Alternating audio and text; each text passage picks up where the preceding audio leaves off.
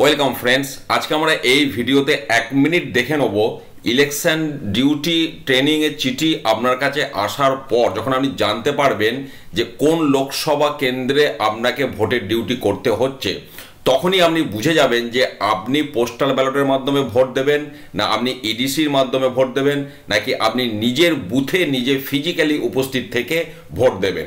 তো আমরা একটু উদাহরণ দিয়ে বিষয়টা দেখে নিই। ধরুন আপনার বাড়ি যে লোকসভা কেন্দ্রে, সেটা ধরুন জলপাইগুড়ি 3 নম্বর জলপাইগুড়ি যে পার্লামেন্টারি কনস্টিটিউয়েন্সি, সেখানে আপনার বাড়ি আর ভোটের ডিউটি আপনার পড়েছে সেই জায়গাতে। নর্মালি যেটা হয়, একই লোকসভার মধ্যে ভোটের ডিউটি পড়ে, তাহলে একই লোকসভাতে যদি আপনার ভোটের ডিউটি পড়ে যেখানে আপনার বাড়ি, তাহলে ভোটটাও একই দিনে হচ্ছে 19 এপ্রিল 2024। তাহলে এবার আপনাকে ইডিসি ভোট দিতে হবে, তার কারণ আপনি তো সেই দিনে আপনার বুথে গিয়ে ভোট দিতে পারবেন না। সেক্ষেত্রে ইলেকশন ডিউটি সার্টিফিকেট আপনাকে আগে ইস্যু করে দেবে। সেই ইলেকশন ডিউটি সার্টিফিকেট নিজে যে বুথে আপনি ডিউটি করছেন সেখানে সেই ইডিসি প্রডিউস করে আপনি নিজের বুথে ভোট দেবেন।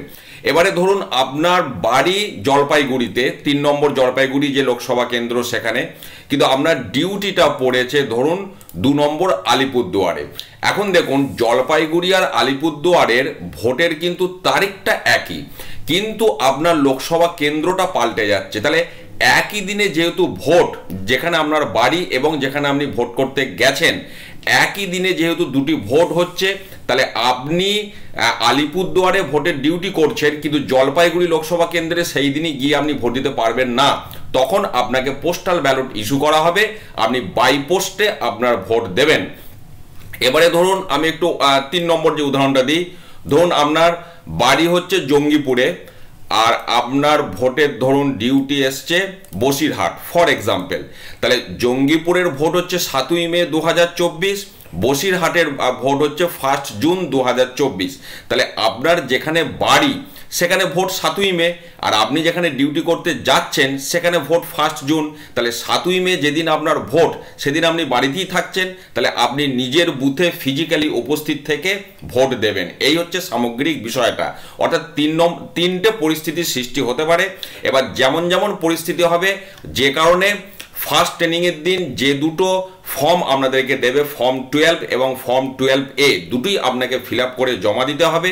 এবার আপনাকে যেমন ডিউটিতে পাঠাবে সেই মোতাবেক আপনাকে ওনারা ইস্যু করবেন। যদি ইডিসি ভোট দেওয়ার আপনি যোগ্য হন, আপনাকে ইডিসি প্রডিউস করবে। যদি পোস্টাল ব্যালট আপনার ক্ষেত্রে প্রযোজ্য হয়, আপনার বাড়িতে পোস্টাল ব্যালট এসে যাবে। আর যদি আপনি নিজের বুথে নিজে ভোট দেওয়ার ব্যাপার থাকে, তাহলে আপনি সেটাই ভোট দেবেন। তো এইভাবে বিষয়টা হবে। এখানে আপনাদের করণীয় কিছু নেই যে আমি ইডিসি ভোট দেবো না পোস্টাল ব্যালটে ভোট দেবো, এটা সিলেকশন করার কিন্তু ক্ষমতা আপনার নেই। আপনাকে দুটো ফর্মই ফিল আপ করে জমা দিতে হবে ফার্স্ট ট্রেনিংয়ের দিন। এবার যেটা আপনার ক্ষেত্রে প্রযোজ্য হবে সেটা আপনাকে পাঠাবে। এইভাবে বিষয়টা হবে। আমি জাস্ট একটা উদাহরণ দিয়ে আপনাদেরকে বোঝালাম। ভালো থাকুন, সুস্থ থাকুন, ধন্যবাদ।